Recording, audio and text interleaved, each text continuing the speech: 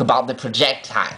So what he created, and there's a somewhat authentic looking one, an imitation / reproduction on the Henry Hat's website. You type bowler hat and you look at the one in velvet. The original ones were covered in velvet, so how he did it, it had to be Lyris. He had 4 layers of gossamer, most probably, for the brim, and this one has no gossamer, so for the brim and the crown, and then it was covered not in felt, which is quite expensive, but in a velvet hood of cotton.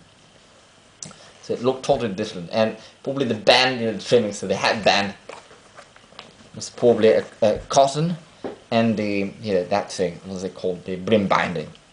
And it must have had, a thick leather sweatband in that one, that went all the way up there, with a thicker than that lining, and it probably went all the way up there, and it could be tightened actually with a drawstring, like the Czech riding bowler hats. See how they are made inside. And so the crown was a bit higher, probably, or looked a bit higher, with a more turned down, shorter brim, and the wool in velvet. So quite different. This was, and they named it bowler because the man was called Bowler, the man who ordered. So that's why the Coke thing, because it was a cock hat. But traditionally it should be named the Bowler because the man ordering it was called Bowler. And then they started sporting these hats, and eventually they started having the same style, but made just for the countries. Instead of 4 layers for the brim, they might just have 4 layers for the brim, but perhaps just 2 layers of gossamer for the crown in case they wanted to ride a bit. So in case they fell or hit a branch a bit, they did not need quite to be as strong. And then they started wearing them in the cities, so they had no gossamer at all, it's just still felt, like here. And so they started calling it a town-weight bowler, but to me it does not make sense. Let's call it a derby then, because a derby was when they started introducing it to the US as a town-weight hat in the mid-1850s, or 10 years, almost 10 years after the original bowler, the riding-weight bowler, had been created. So all these, instead of calling them town-weight bowlers, town round hat, but the precise category of what, I mean, the fedora is a round hat, I mean, pop out of fedora is a round hat, and it looks totally different because it has a snap brim. So these ones call them a derby, right? So one is talking about.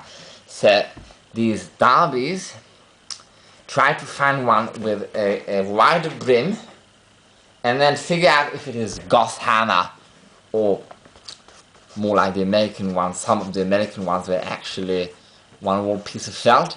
If you have to choose in between, I think the one more piece of felt is better, because I think there shall be more longevity. So especially if it is a good felt, especially if it is softer than that, maybe beaver, and if it is black, it may last a ton of years, because it will take a long time to shape stems, so you do not have to sand it so much, and even when you sand it, it is so thick, especially if it is beaver, because they used to put a lot of wool back then. So if it is beaver, it is stronger as a salvage. So if they put a lot, even stronger. So before there's a hole, and even if there's a hole, it shall be alright. It may not be seen after sanding, and obviously the trimmings have to be changed often, even perhaps the sweatband every 5 years or so. But with that, eventually when that breaks, when the gossamer breaks, he could recreate the gossamer, like a honey hat thing. He could recreate that and perhaps use another felt, or reuse the felt if it's still good to or fix the gossamer. But the problem is, if the hat has to be stretched, and if you start stretching that, you take out the gossamer, take out the sweat, and take out everything, stretch the crown, then you do not have enough crown, so you have to lower the crown, because you cannot stretch from the brim. So if you start lowering the crown, you start messing up the crown, the shape, and eventually it starts hitting your forehead and all, and you lower the crown itself, so you have less to play with. Thus forward, it is clear that there is more longevity in store for something made out from a wool piece of felt, whereby the crown, not the crown, the brim is actually part of the crown. But then they would have to reset the crown, but that is durable by a hat, right? Now, if it is, you will not find anything old in white or whatever, because if it is a very light color, especially if it is rabbit wool like that one, or whereas sheep wool, it will not last long because of all the dirt, so you keep sanding it and eventually there's a hole, and eventually the hole gets bigger, so it can no longer be patched and all, so not worried about it. It's only for dark colors, especially black, dark grey, that, you know, may last up to, I guess, 20, with full-on repairs. If you wear that absolutely every day, I would say, from a rabbit one, or if it was a beaver, for a rabbit one, I would say 5 years in England, because I would not use an umbrella. If you should not use an umbrella with that. If you use an umbrella, 10 years. If that is your only hat, with all the repairs, you know, by changing when you count in all the freaking repairs, even with patches on the self. If it is the strongest beaver, then perhaps 10 years. In a country like Dubai, where it barely rains, I would say 10 years that hat with all the repairs, and 20 years the strongest beaver one. The only way to last even longer would be a cow-keeper weight, like a crash weight beaver, a very heavy one, but then, you know, it feels like a helmet. What is the point? You know? And there's only a point if you are riding it with it all the time, but if you are riding with it all the time, it gets much more wear. So then it's still only 20 years, you know, even for the strongest beaver. So now, if you tell me you do not want a black silk top hat. Black silk top hat will become very small, so the only one I found my size is actually 1930s. There are not many differences usually, only that the band is cloth rather than silk, but then the British ones also had cloth bands back then.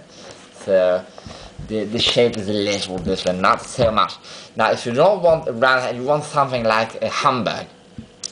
The Hamburgs they had then were usually less formal, and again they had a turned up brim and the higher band. So you can always change the band on a 1940s, 30s Hamburg. It can be changed. You know, I do not like altering those things, because especially the Hamburgs, if you get anything from before the 50s, other than in black, it would be very expensive. Usually it only come in grey or tan. They usually are very expensive. Mint conditions. When you get them in a large size, because they're rare, I mean in a modern size, because people were shorter, so usually those are the old stocks that have not been bought yet, or not been used yet, so they sell them for a lot of money, at least $250. That does not include shipment fees, taxes and all. Easily go up to $500. But then that is essentially the best mass-produced there was back then. Almost the best you can get, and the felt is just as good as it gets. Usually bad, and the only better thing with a made to measure of back then would have been that it would have been a better size and more to the precise details that he wanted, but in terms of the cloths used and all, these are some of the best ever.